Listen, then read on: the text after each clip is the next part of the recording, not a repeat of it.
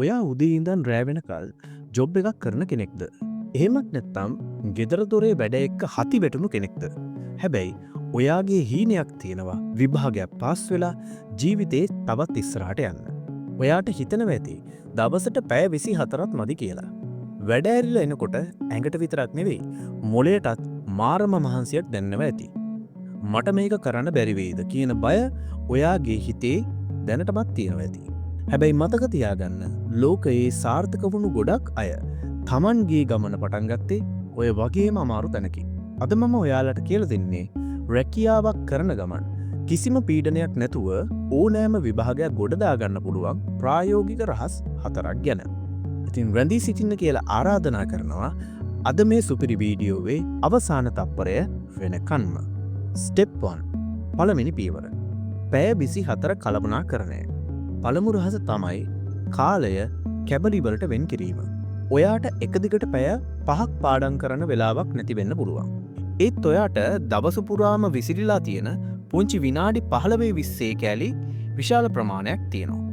උදාහරණයකට office එකට යන bus එකේදී හෝ කෝච්චියේදී ලන්ච් බ්‍රේක් එකේ ඉතිරි විනාඩි 15. එම නැත්තම් තේ බොන වෙලාවකදී. මේ පුංචි වෙලාවන් පාවිච්චි කරන්න අමාරු විෂය කරුණු මතක් කරන්න. ලොකු පොත් අරන් යන්න බැරි නම් ඔයාගේ ෆෝන් එකේ නෝට්ස් වලට වැදගත් කරුණු දාලා තියාගන්න. මතක තියාගන්න මහා සාගරය හැදෙන්නෙත් පුංචි පුංචි වැහි බිඳු වලින් කියන දේ. දෙවන පියවර. ශක්තිය කළමනාකරණය. වැඩ ඇරිලා රෑ 9ට ගෙදර ඇවිත් අමාරුම විෂය පාඩම් කරන්න හැදුවොත් ඔයාට නිින්ද යන එක අහන්න දෙයක් නෙවෙයි.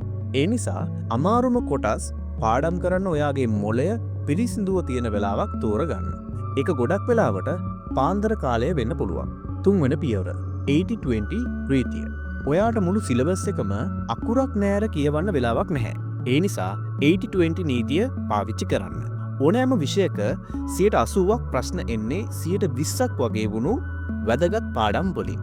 පසුගිය විභාග ප්‍රශ්න පත්‍ර අරගෙන බලන්න නිතරම අහන මාතෘකා මොනවද කියලා. ඒ හොට් ටොපික්ස් ටික විතරක් මුලින්ම ඉලක්ක කරගන්න. හැමදේම කරන්න ගිහිල්ලා කිසිම දෙයක් කරගන්න බැරි වෙනවට වඩා වැදගත්ම දේ හොඳටම කරන එක ජයග්‍රහණයට ලේසින් පාර වෙනවා. 4වෙනි පියවර. මානසික විවේකය. රැකියාවයි පාඩම් කරන වැඩයි දෙකම කරනකොට ඔයාට ලොකු ස්ට්‍රෙස් එකක් දැනෙන්න පුළුවන්. සතියට එක දවසක් හෝ එක සන්ධ්‍යාවක් පාඩම් වැඩවලින් අයින් වෙලා ඔයා ආස කරන දෙයක් කරන්න. උදාහරණයකට සින්දුවක් අහන්න, පවුලේ අයත් එක්ක ඉන්න. අන්න ඒ වගේ දේවල් කරනකොට ඔයාගේ මොළය නැවත රීසෙට් වෙන්න පටන් ගන්නවා. ජීවිතේ කියන්නේ දුවන රේස් එකක් නෙවෙයි. ඒක ඔයා එක්කම කරන අරගලයක්. අද ඔයා විඳින මේ මහන්සිය හෙට ඔයාගේ සාර්ථකත්වයේ විදිහට ඔයා ළඟටම එනවාමයි. ඔයාට මේ දේ කරන්න පුළුවන් කියලා ඔයා හිතන්න. අදම පටන් ගන්න. මේ වීඩියෝ එකෙන් ඔයාට පොඩිම හරි ගැම්මක් ආව නම් ඔයා වගේම මහන්සි වෙලා ඉගෙන ගන්න තවත් යාළුවෙක්ට බලන්න මේ වීඩියෝ එක ෂෙයා කරන්න අමතක කරන්න එපා. මේ වගේම ජීවිතේ දිනන උදව් කරන තවත් වීඩියෝ බලන්න Find the Way අපිව subscribe කරන්න. එහෙනම් අදට ගිහිල්ලා එන්නම්. හැමෝටම ජය වේවා.